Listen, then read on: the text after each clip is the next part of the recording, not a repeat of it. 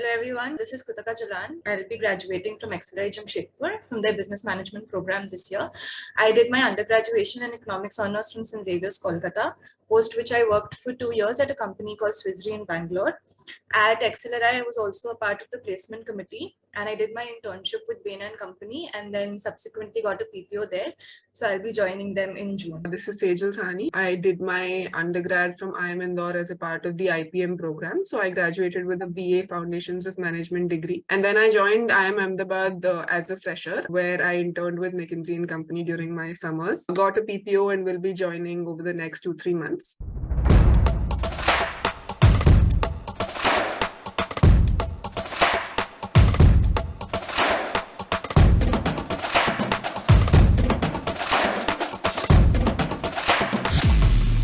Could you please throw some light on your preparation? How did you prepare for the entrance examination? And some tips for the aspirants sitting over here. So I prepared chiefly in my third year of college. We were at home at the time because of COVID, so that made it a little easier because most of the campus activities were not happening. So the first thing that I did, and this is something that I would recommend anyone who's starting or has recently started their CAT prep to do, is to solve a previous year's paper without any preparation, because that will give you an idea of broadly where you stand in all three of the sections. I mean, CAT is not really a paper that has a lot of syllabus per se, right? Because the subjects are like English, maths, logical. So that will give you an idea of where you stand. So when I did that, I immediately knew that VARC is my inherent strength because I did really well without preparation. Whereas the quantitative section is definitely a weakness. So that gave me a sort of idea on how to structure the rest of my prep. So because I was really weak in quants, I started doing chapter by chapter, solving the material that I had, taken from various coaching agencies. I didn't join any coaching because I honestly didn't feel like the syllabus was something that I needed to be taught again. It was just something I felt that I needed to practice. For any doubts I had, there were many online videos, etc., to, sort of resolve all the conceptual doubts that I had. So yeah, I went through the quants part. Logical, I started doing logical sectional mocks pretty early because logical as a section is one that is more about practice in picking the right sets rather than anything that you can learn. So there's not much you can do by solving modules of questions. It's always under time pressure that section sort of takes shape. For VRC, I honestly didn't do anything because I didn't feel the need. Once the mock series of all the major coaching agencies started, I started giving mocks every week. I wasn't completely done with my quant syllabus by then, but nevertheless, I gave it every week. I made sure that I gave one every week and tracked my progress on that. Sometimes when I had more time during the week also, I gave one just to sort of amend my strategy. In the initial few mocks, I was trying various strategies, seeing, what results each of them gives. I wasn't that focused on the outcome. I was just trying to figure out how to structure my the duration of the paper and how I'm approaching each section. Later on, once I was sort of finalized on a strategy, I tried to maintain consistency in the results that were coming. But of course, that was very fluctuating throughout the process. Again, very similar journey, but probably slight difference is that I had started preparing when I'd already started working. So basically, I have 2 years of work experience before I sort of started my MBA journey.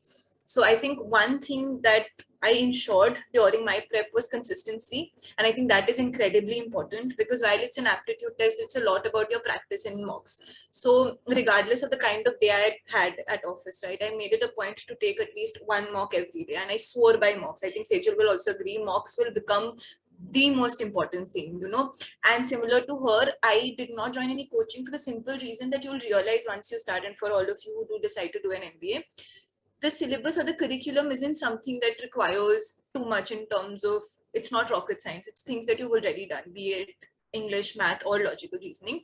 What is important is your command over how you're picking the right sets, how you're timing it to do the right thing. So I think which is why I swore by mocks. Crucial thing immediately as you start your preparation journeys to identify your weaknesses and strengths. People often say that once you've identified your weakness, start working towards it. But I'd also say start building on your strengths. So for instance, for me also, I realized very early on, and that will happen to most of you, right? math or the quant section invariably becomes something that comes very naturally to people who are doing engineering, right? Because they've done much tougher things. For us, I think, for me as well, VRC is something that came very naturally and I didn't have to put in a lot of effort. However, what I actively did was every day or every 2 days, I would either read a particular passage or try and solve it, simply because I knew that this is a section that I did not want to lose my grip on. So the section that you're strongest at, ensure that you increase your percentile through that section. And then of course the section that's not working out for you is non-negotiable, that you need to put in a lot of effort, which for me again was quants. Like I already said, mocks is something that's a non-negotiable, and what is imperative is after taking a mock, you have to invest. So after you're done with your 3 hours of mock, you may feel like, okay, I'm done for the day, but that's where the tricky part starts, which is that you have to put in time to analyze that mock. Where did I go wrong? And you cannot ever, like after 2 or 3 such mocks, you have to understand that you can't make the same mistake. If you see a recurring pattern, that means you're not doing something right? So analyzing that mock will be more crucial than you actually taking the mock. So yeah, mocks and just identifying or knowing what is working or not working well for you was, I think, something that was consistent throughout my CAT and XAT preparation journey. Did your bachelor's degree help in your preparation, since both of you are coming from non-engineering backgrounds, and we know that engineers obviously have an upper hand in the quant section. So, like, was there any support from your bachelor's degree? Very honestly, my degree was like more on the liberal arts side. So that definitely helped, because I think I was more used to reading as compared to some of the engineers who, apply. I mean, of course, that's not a generalization you can make. People do read on their own as well. But I think reading is the one thing that gives you an edge in VARC. And that was something that naturally came to me because my degree involved a lot of heavy reading. And also the whole concept of engineers being strong at maths is not necessarily true. I mean, I have seen engineers that do struggle with quants, because the kind of maths that I think engineers do during their 4 years is a lot more theoretical, and it's not as aptitude based as the CAT is. But of course, I've generally noticed that non-engineers feel like maths is harder, but it's nothing. So maths, this is what I always say, right, to non-engineers, maths is the easiest section to become better at, because there's a limited defined syllabus. In VARC, you just need to read more and read more and read more, and that's quite endless. So, I mean, for anyone that's weak at quants, that's like the best section to be weak at, I would say. In terms of my undergrad also, it was in economics with maths and statistics as my ancillary. So naturally, it's a lot, and like Sejal said, it's a lot of mental game. Because again, when we talk about math, right, it's not, say you're not doing very complicated math. It's ultimately things that all of you have done, engineers or non-engineers. It's syllabus from say class 1 to 10, if I'm not wrong, right? I think you're doing your basic time, speed, distance and all of that. So I think it's more your mental construct where you think that, oh, okay, maybe they have an upper hand, or maybe it'll come easy to them, which is not the case at all. So she's absolutely right that also the fact that I had math as my ancillary sort of helped knowing that, okay, this is something I can tackle. But beyond that, it's a very personal thing also. If you enjoy reading, regardless of the course you're in or the stream that you've come from, English or VARC, something you'll be able to tackle. Logical reasoning again comes with practice. So I really don't think it's a byproduct of the course you're in at all, like your undergrad. It's more your mental construct that comes with the kind of course you've done. What are the best strategies to tackle different sections in a CAT examination, and like how to be good at major part of it? So let's take section by section, right? I'll start with the section that perhaps the one that was strongest for me, and then we'll go from there. So for VARC, reading, I think reading is what will, so it's about comfort, right? Ultimately on the day when you get, so the way it's divided is that you have reading comprehension. So you have passages, and per passage you have a couple of questions, and towards the end you have a set of questions which are more, say, reorder the questions to form a coherent statement, jumbled, etc. So that's how the VARC section is. So imperative is to keep reading, simply because once you're done with your first reading, you should be able to identify that, okay, this is what the passage wants us to know, and these are some of the markers that may come up. One thing that I had started doing, which worked really well for me, was just browsing through the questions of the passage. So per passage, if you have 4 sets of questions, just knowing, okay, these are the questions coming up, so that in the first reading itself, I knew what I was looking for. So if there's a question that's asked me that, okay, XYZ said XYZ, so what is XYZ? So you know that, okay, that is something that you want to pick up from the passage. But I would suggest do that perhaps a little later in your prep journey, simply because once get a very strong command over reading, and then you can start picking strategies on how to maximize questions. So I think reading, again, non-negotiable that you've got to read a lot in the VRC section.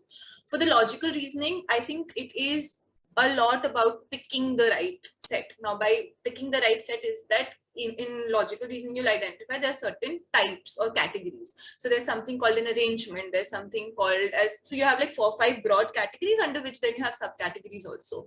So identifying that, okay, these are 2-3 categories that are, say, sets that come naturally to me. For instance, say I was really good at arrangement.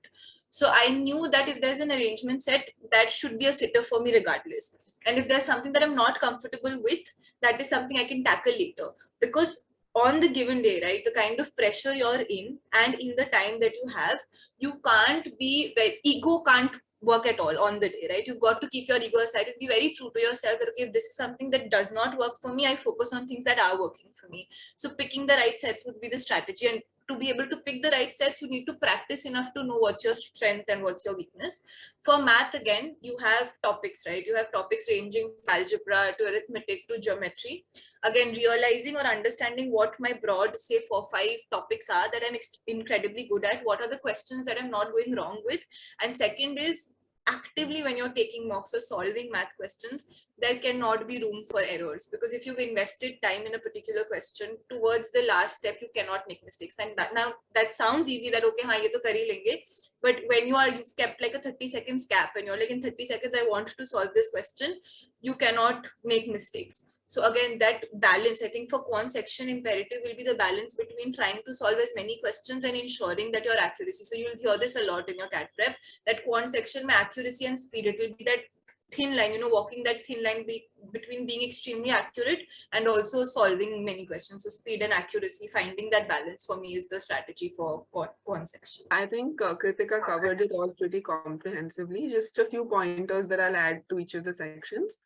So for VARC, right, when we talk about reading and you need to read a lot, what I've noticed is there's a certain way that you need to read. I mean, I've seen a lot of people who get really caught up in the details of it the first time that they're reading, like, right, they try to make sense of each and every sentence, each and every word that's given. That's not usually what's needed for most passages. What you essentially need to think while reading is who is talking and what are they trying to tell me. Just broadly, who is this person and what do they think, whoever's the author of the article, right? And most of the questions, so if there are 4 or 6 questions after that passage, at least 2 or 3 you'll be able to answer just by knowing the crux of what the person is trying to argue. There will be some more, detailed ones, which you can then go back to very specifically and try to figure out, but it's kind of a waste of time to get into the very details right in the first time that you're reading. Second, for the logical section, again, picking sets is key. So spend the first 5 or 6 minutes, at least that's what I used to do, just briefing through all the sets, because there's no way anyone's going to be able to solve all the sets, right? So you better as well pick the ones that are easy. We have this tendency that I'm good at arrangement, so let me do arrangement, as she was saying, an ego. But sometimes you might see that there's something that you're weak at, but the question is really easy. Like, you can very easily see what's being done. So while it's really important not to have ego in the topics that you're good at, it's also equally important to not completely rule out some other topics in case there's like a very, very simple question that comes from that topic. For quants, the strategy that I used to adopt that usually worked for me was look at a question. If you feel then and there that you can get the answer in 30 seconds, then do it. Go through all the questions this way. Then you leave some that you're like, if I spend time on this, then I'll get it. Then you go back to that. If you still have time, then you go to the difficult ones. There's like a three iterations that you go through the entire paper. That's usually what I had done. And again, for quants, very important, like for example, I did not like geometry at all. But in the paper, if there was a very direct geometry question that, you can see and tell that, yes, at least this is like a basic one that I know, not, you shouldn't be doing, this is geometry, so leave it out completely. That is a mistake.